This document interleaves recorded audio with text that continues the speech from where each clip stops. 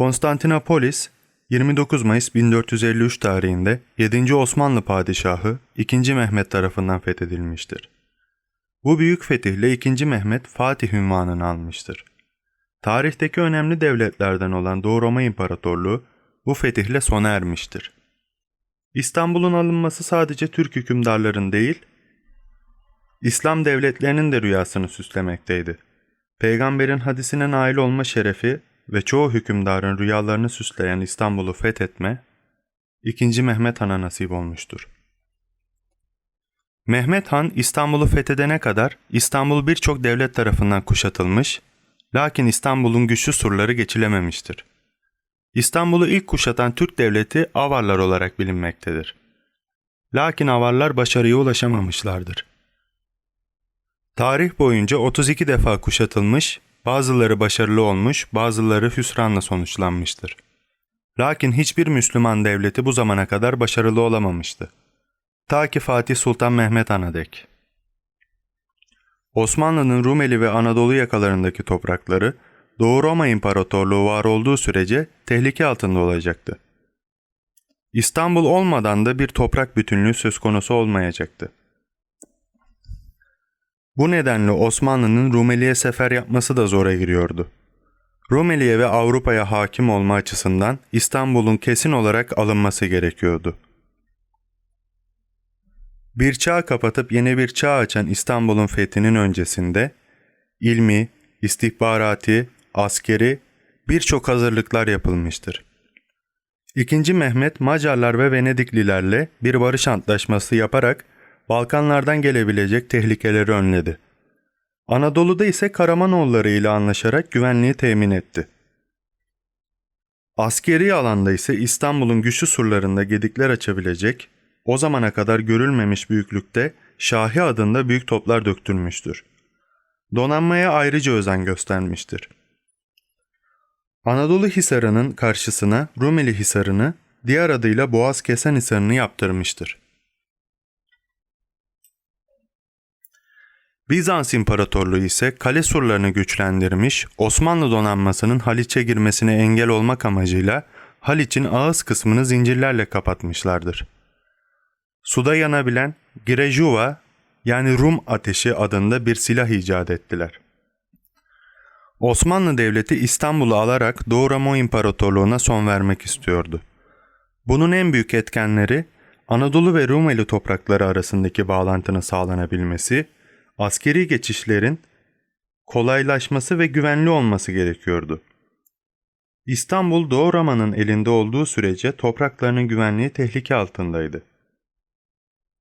Osmanlı'nın Balkanlarda ilerlemesine ve büyümesine Doğu Roma'nın varlığı engel teşkil ediyordu. Ayrıca Doğu Roma Hristiyan devletleri kışkırtarak Haçlı seferlerine zemin hazırlıyordu. Doğu Roma şehzadeleri ve beylikleri kullanarak Osmanlı'da iç karışıklığa sebebiyet vermeye çalışıyordu. Osmanlı Devleti İpek yolunun Avrupa'ya açılan koluna da hakim olmak istiyordu. Bu bakımdan İstanbul kara ve deniz ticareti için kilit bir konuma sahipti. Boğazların ele geçirilmesi Osmanlı'nın ekonomisine güç katacaktı. 2. Mehmet, Peygamberimiz Hazreti Muhammed'in İstanbul elbet fetholacaktır. Ne güzel kumandandır o kumandan ve ne güzeldir o askerler hadisinin gerçekleşmesinde görev alacak kişinin kendisi olma arzusu içinde olan bir padişahtı. Sultan Mehmet 6 Nisan 1453'te İstanbul'u kuşattı. İlk saldırı 18 Nisan'da yapıldıysa da surlarda açılan gediklerden içeri girmeyi başaramadılar.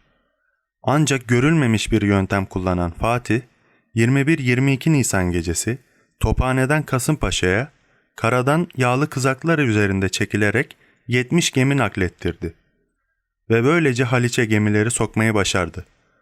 Bizanslılar gemileri Haliç'te gördüklerinde büyük bir şok yaşadılar. Kuşatma aralıklarla 53 gün sürdü. Ancak hiçbir yerden destek alamayan ve kendi topraklarına sıkışıp kalan Bizanslılar başkentlerini 29 Mayıs 1453 günü Osmanlılara teslim ettiler. Böylece 1000 yıllık Bizans İmparatorluğu da sona ermiş oldu. İstanbul'un fethiyle Osmanlı Devleti için kuruluş dönemi sona ermiş ve yükseliş devri hızlı bir şekilde başlamıştır. İslam dünyasında saygınlığı kat ve kat artmıştır. Fetih ile Karadeniz'i Akdeniz'e bağlayan ticaret yolları ele geçirildi. Ayrıca İpek yolunun Avrupa'ya giden kolu da ele geçirilmiş oldu. Orta Çağ kapanıp Yeni Çağ başlamıştır. İstanbul'dan Roma'ya ve Avrupa'nın birçok şehrine giden aydınlar, Rönesans ve Reform hareketlerinin başlamasına zemin oluşturmuşlardır.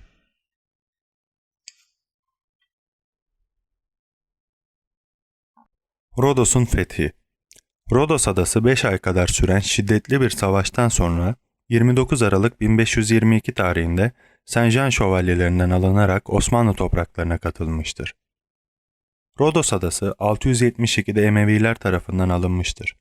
Lakin 8 yıl gibi bir süreden sonra Bizanslılar Rodos'u 680 yılında geri almıştır. Rodos'a yerleştirilen Saint-Jean şövalyeleri, Güney Akdeniz deniz ticaret yollarını Osmanlı'ya karşı korumak için güçlü bir filo kurmuşlardır.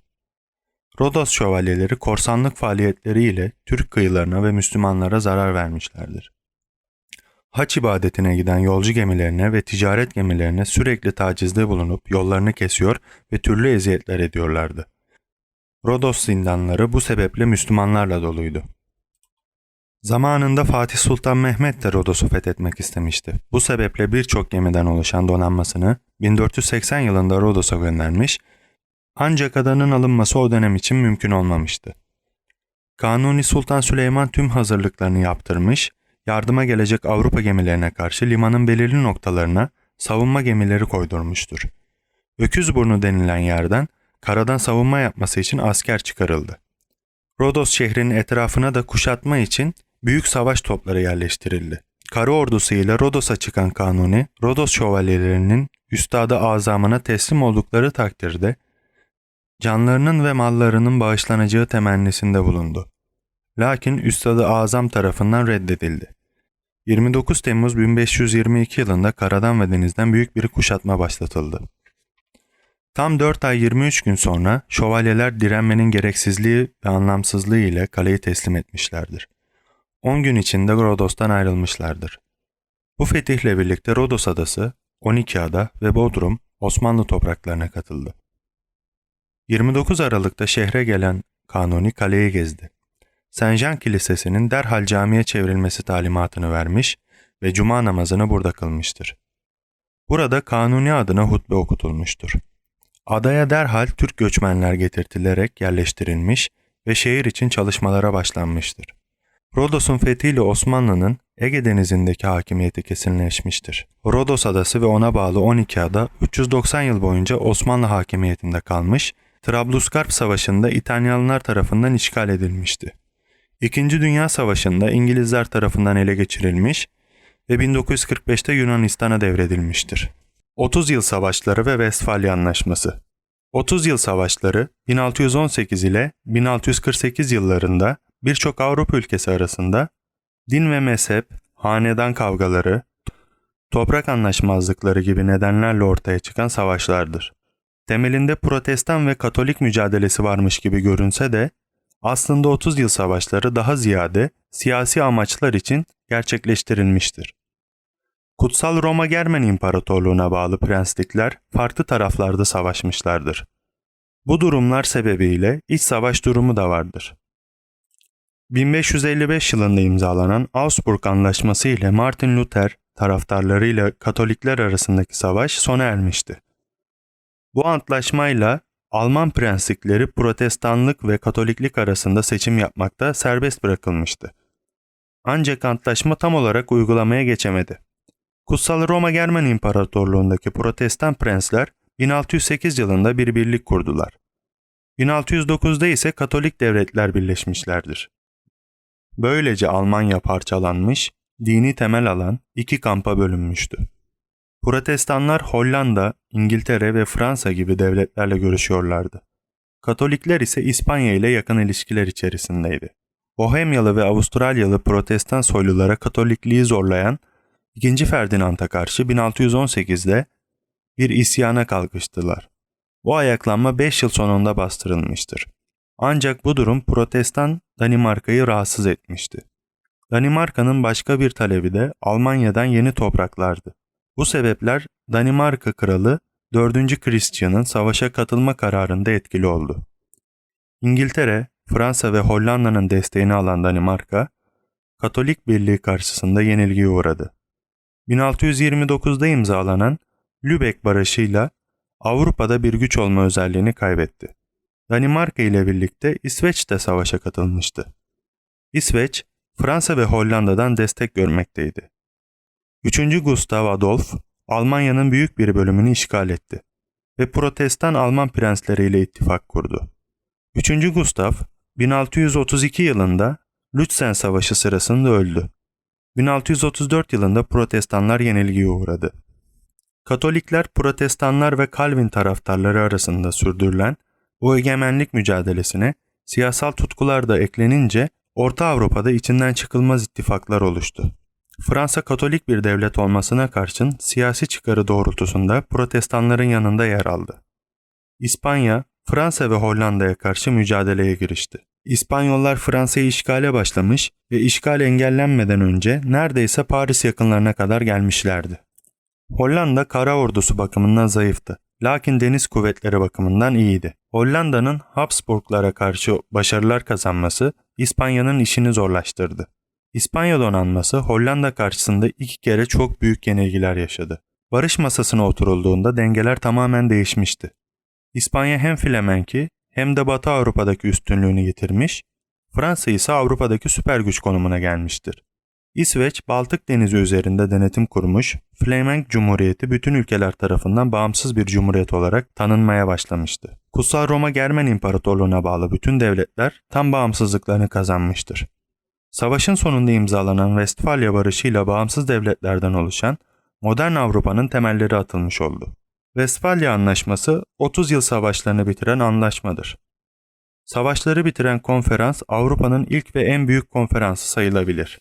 Bu konferansta kilisenin gücü sınırlandırılmış, Almanya, Katolik, Protestanlık, Kalvinizm gibi mezheplerin varlığını kabul etmiştir.